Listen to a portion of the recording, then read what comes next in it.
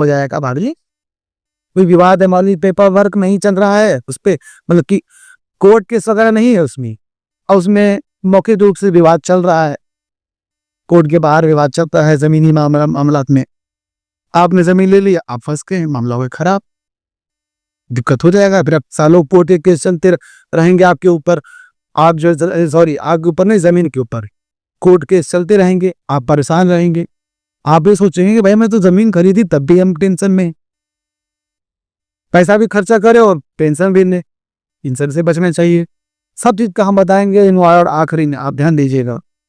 Next क्या है, गलती नंबर 3, पुराने केस या बकाया। अब सवाल जो आपके मैंने बताया, पुराने जो केस जो चलते रहते हैं उस पर भी लोग फंस जाते हैं। और बकाया, मान लीजिए आपने जिससे भी जमीन खरीदी उसका कोई पैसा बकाया है, यानी कि लोन के तहत लोन वगैरह हो, और मान लीजिए आपने उसी से, मान लीजिए आपको 10 लाख रुपए में बात हुआ है, रजिस्ट्री के बाद हम धीरे धीरे आपको चुकता कर देंगे, आपने नहीं चुकता किया, कल को वो उठ के आप पे क्लेम कर सकता है। रजिस्ट्री तो हो गई है, आप तो भाई 30 मार खा हो गए, लेकिन जिसकी जमीन थी पहले वो क्लेम कर सकता है, अपील कर सकता है, सालों कोर्ट केस में जा सकता है, आपका स्टे लग सकता है। अगर आपने निर्माण करा रहे हैं तो निर्माण भी रख सकता है, जमीन बेच भी नहीं पाएंगे, कुछ कर भी नहीं पाएंगे, ये हो सकता है दोस्तों। गलती नंबर 4, गलत या अधूरे कागज।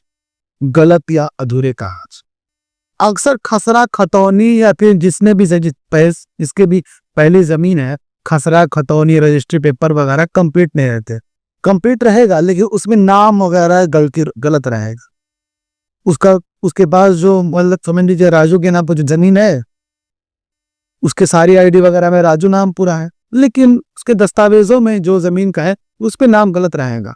अक्सर ये गलतियां हो जाती है। यहाँ तक अगर आपने जमीन खरीदी है, आपके डॉक्यूमेंट्स में राज नाम है और सब पे राजू हो गया है, तो भी दिक्कत होता है, आप साबित ही नहीं कर पाएंगे ये हम ही हैं। तो अक्सर लोग रजिस्ट्री के बाद जब नामांतरण कराना होता है उस वक्त लोग सुधार लेते हैं बातें। तो आपको हमेशा ध्यान रहना चाहिए कि जो भी गलतियां हैं हमारे नाम में है, कागज में भी, वो हम उसको सुधार लें। कैसे सुधार सकते हैं, आप इसमें एक वकील की समझ ले सकते हैं, आप वकील से ये बात समझ सकते हैं, वकील आपको बताएगा, उसको निवारण बताएगा, तरीका बताएगा कैसे आप उससे बच सकते हैं, कैसे अपने साधनों को, अपने कागजों को आप सुधार सकते हैं। अब यह क्या है, ध्यान दीजिएगा। गलती नंबर 5, सिर्फ दलाल पर भरोसा।